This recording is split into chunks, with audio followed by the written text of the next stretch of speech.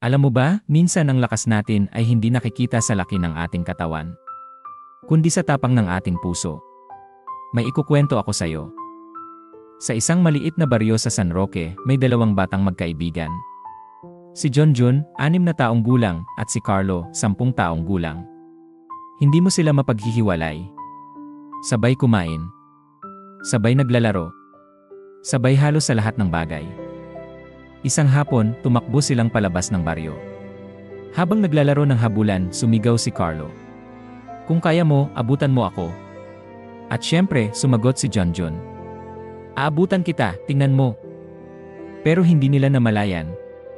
May lumang balon na natatakpan ng damo. Dumula si Carlo. At nahulog siya diretsyo sa loob. "Tulong! Hindi ako marunong lumangoy." Sigaw niya. Habol ang hininga, nagpupumiglas sa tubig. Natigilan si Junjun. Isang saglit, halos hindi siya makakilos. Kaibigan niya, nasa bingit ng panganib. Walang ibang tao. Malayo ang baryo. Sino ang pwedeng tumulong? At doon niya napansin isang timba na may lubid. Dinampot niya agad at ibinaba sa balon. "Hawakan mo. Huwag mong bibitawan." Sigaw niya. Kumapit si Carlo. At doon nagsimula ang laban. Isang batang 6 na taong gulang, hinahatak palabas ang 10 taong gulang mula sa malalim na balon. Pawis ang noo ni Junjun. Nalalata ang kanyang mga kamay. Nanginginig ang tuhod. Pero paulit-ulit niyang sinasabi sa sarili, "Hindi ako bibitaw. Hindi ako bibitaw." Hanggang sa huling paghila. Nailigtas niya si Carlo. Pareho silang bumagsak sa lupa, hingal na hingal. Nagkatinginan sila at sabay na napaluha. Mahigpit na nagyakapan. "Salamat, Junjun," mahina ang boses ni Carlo. "Siyempre. Sino pa kalaro ko kung nawala ka?" Sagot ni Junjun, sabay ngiti kahit nanginginig pa. Pero bigla silang kinabahan.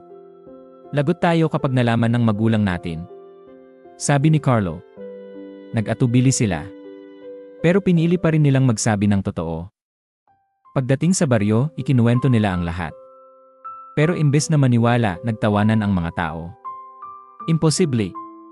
6 na taong gulang, nakahila ng 10 taong gulang palabas ng balon. Hindi nga makabuhat ng timba ng tubig yan. Lulubo-lugo ang dalawang bata. Pero may isang hindi natawa, si Lolo Andres, ang matandang pantas ng baryo. Lumapit siya at mahinahong nagsalita. "Mga kababayan, ang tanong, hindi kung paano niya nagawa. Ang tanong ay bakit niya nagawa." Natahimik ang lahat. At bakit nga ba? Dahil walang nagsabi kay Junjun na hindi niya kaya. Walang nagbulong na mahina siya o maliit siya.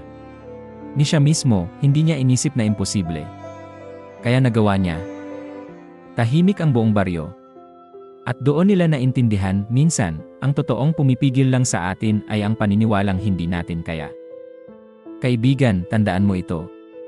Kapag walang bumubulong sa'yo na mahina ka, mararamdaman mong malakas ka pala. Ang pagdududa ang nagpapahina. At ang paniniwala ang nagpapalakas. Kung nagustuhan mo ang kwentong ito, huwag kalimutang mag-subscribe, i-like ang video, at i-share sa mga taong gusto mong ma-inspire. At tandaan, lagi kang may lakas kapag naniniwala ka sa sarili mo. Maraming salamat sa suporta mo.